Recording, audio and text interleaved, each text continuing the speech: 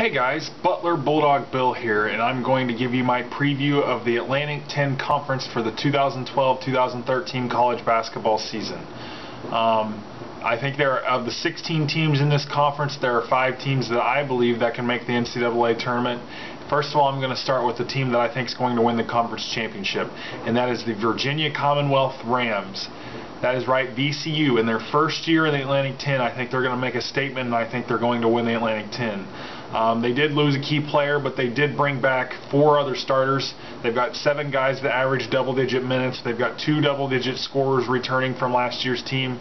Those guys are Javonte Reddick and Troy Daniels.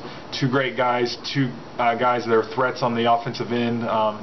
And, you know, they're just going to be hard to cover. And when you've got a great young coach like Shaka Smart, you're just one tough team. And VCU is, I think, like I said, in their first year, they're moving over from the Colonial Athletic Association. I think they've got all the tools that they need, all the experience, all that depth, and the great players of Reddick and Daniels.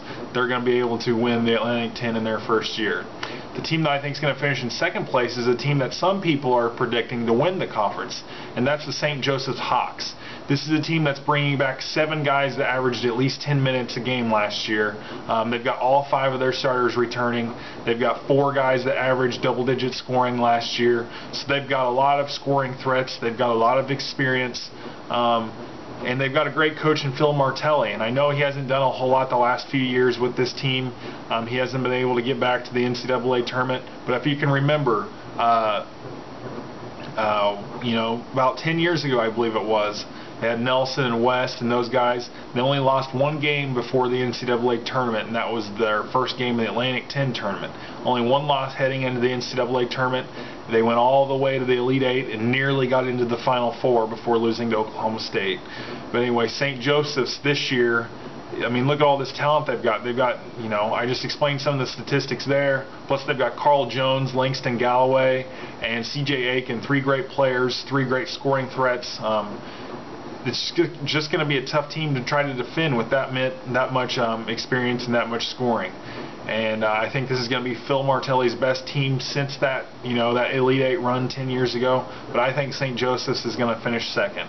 The team that I think is going to finish in third place is the Temple Owls. And Temple has a great coach in Fran Dunphy. This is a guy that came into the program from a mid-major school, I believe it was Manhattan, and he came into Temple, and in a short amount of time, he got them back in the NCAA tournament. They're a team that belongs in the NCAA tournament. They've got a history with their former coach, John Chaney, as being a great NCAA tournament team. And Temple is back, I think, as far as being an NCAA tournament team year in and year out. They did lose a lot of talent. They lost Juan Fernandez and a couple other key guys. They've only got 1 double-digit scorer returning. They've only got 2 starters coming back. Only 4 guys with double-digit minutes average from last season. But this is a team that's got Khalif Wyatt. They've got Hollis Jefferson, and you know, they just have that turnover. They've got great talent that comes in every year. They get good guys from the Pennsylvania area, the Philadelphia area. And, you know, this is their last season before they head off to the Big East Conference. So I think they're going to want to make a statement. They're going to want to try to win the Atlantic 10, and I think it's quite possible with the talent that they have and the coaching. But I just think it's going to fall short in the very end. The team that I think is going to finish 4th in the Atlantic 10 is another team in their first year in the Atlantic 10. And I'm talking about my guys here, the Butler Bulldogs. This is a team that's only returning 1 double-digit scorer from last year's team. They lost Ronald Norred, the point guard, a guy that had a lot of NCAA tournament experience. I'm sure you knew him if you watched those tournament games last 3 years, I guess I should say. 4 seniors on this team, 3 returning starters, and 8 guys that average double-digit minutes. So a lot of depth there, a lot of guys with some experience. They were a very young team last year, had a hard time scoring. I don't think that's going to be the case this year. They're bringing Andrew Smith back, a post player that really is going to have to be a lot tougher down low. I think if he is, they're going to be a really tough team to beat. Could challenge for the A10 title. Also, they've got Kyle Marshall, a guy with a lot of height, a wing guy with a lot of potential.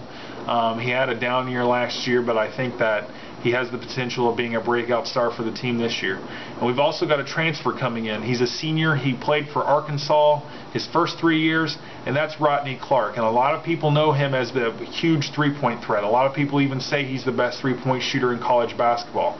I'm really excited to have him on the team. He's a guy that can just light it up from anywhere on the floor, and I think with him he's going to draw a lot of defenders to the perimeter, and Andrew Smith and Kyle Marshall can take advantage in the post play this year because of that. And then, of course, Brad Stevens is their head coach, a genius, a guy that took a little school from a little conference all the way to the NCAA championship game 2 years in a row. He's definitely one of the greatest coaches in the game right now, and he always helps Butler be a threat.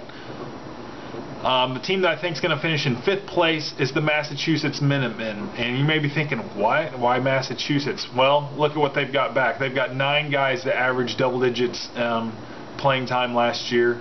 So a lot of depth, a lot of experience. You got 2 guys double-digit scorers. Those 2 guys are Raphael Putney and Chaz Williams.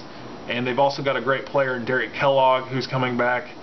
This is a team that's coached by Jesse Morgan, and his first 3 years in Massachusetts were a little rough. Last year they had a good turnaround. They were an NIT team. They made it pretty far in there. This is a team that I think, with all this experience that they have, will make it into the NCAA tournament. They could even threaten for the Atlantic 10 title with all that experience that they have. But I think they'll be the 5th and final team to make it out of the Atlantic 10 into the NCAA tournament. Now, one team I don't have in that a lot of people have in is the St. Louis Billikens. And the reason for that being is because their head coach, Rick Majerus, he's going to have to sit out this year because of health problems once again. Jim Cruz is going to take over as the head coach while Majerus is gone. And Cruz, he's a pretty decent coach. He coached at Evansville prior to this, but he's the assistant now. He's a guy that he didn't really accomplish a whole lot as far as getting teams into the NCAA tournament, and I think that's going to hurt them. I think it's, not having Coach Majerus there. He was the rock on that team. He helped keep everything together. They lost a key player from last year, and I think the St. Louis Billikens are just going to miss out on the NCAA tournament. Like I said, they've got a lot of talent. They've got the ability with all the experience that they have, but I just think it's going to be hurting them in the end to not have Rick Majerus. So that's my Atlantic 10 preview. If you've got any thoughts on it, or if you'd like to add anything, tell me what you think down low in the comments section. You guys have a good day.